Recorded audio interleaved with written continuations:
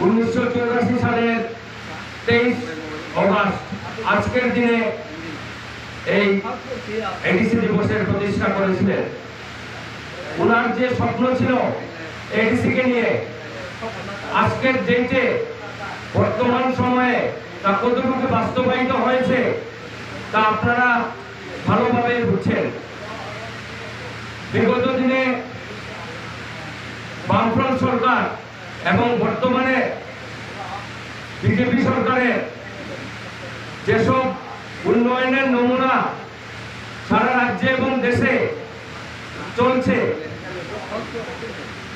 তা মানুষ এখন রন্ধ্রে রন্ধ্রে টের পাচ্ছেন।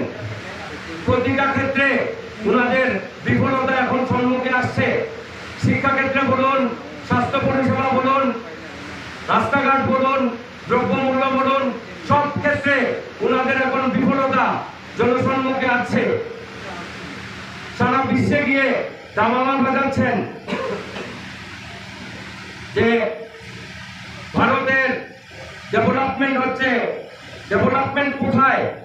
জনজাতির মানুষের ডেভেলপমেন্ট কোথায়? সাধারণ মানুষের জনজাতির ডেভেলপমেন্ট কোথায়? প্রত্যেকটা জিনিসে ওনারা এখন দুর্নীতিদের